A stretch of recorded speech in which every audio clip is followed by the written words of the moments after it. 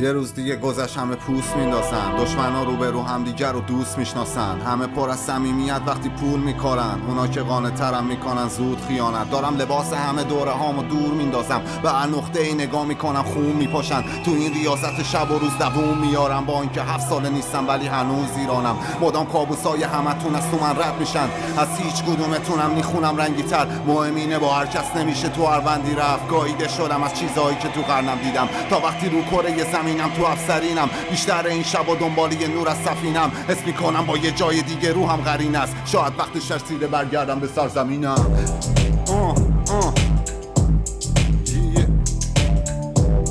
777 اینا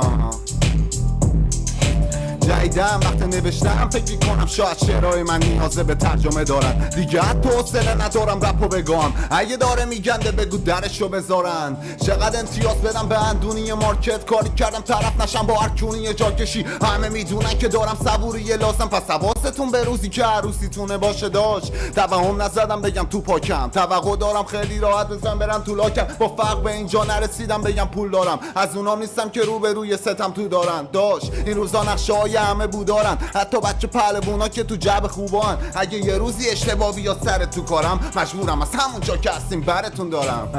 تا حالا نیدی روی بد ما رو، نمیتونی زمین بزنی این قول سر پا رو، آخه باج نمیده به توی جون ور پادو که هرون ماچ میکنی در کون مامورا رو. هی سم بده بزنیم غم بره تو دم، بهتر از این آدم با سر بره تو برف، وقتشه بکنیم رپ بره تو زب، تا که من خودم رو مثل رپ برسونم، وقتشه میکروفون رو صحنه برونم، چند تا میخه دیگه روی تخته بکوبم، گردم بگیرم همه زجر رو بجونم، خالا عددآینی که تو منطقتونن. تا حالا نیدی روی بد ما رو، نمیتونی قول سر پا رو، آخه باج نمیده به توی جون ور پادو که هرون ماچ میکنی در کون مامورا رو. ای سم بده دم تو برف.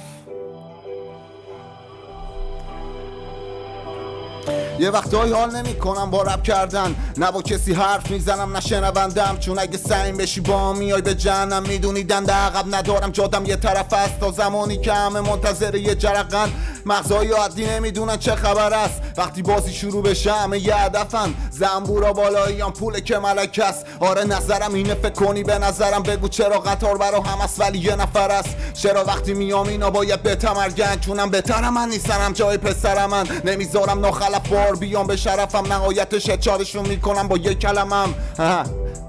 خیلی خوب میشه این، بعد یه دور دیگه بخونمش چون شعرش شلوم نبود. چه خبر؟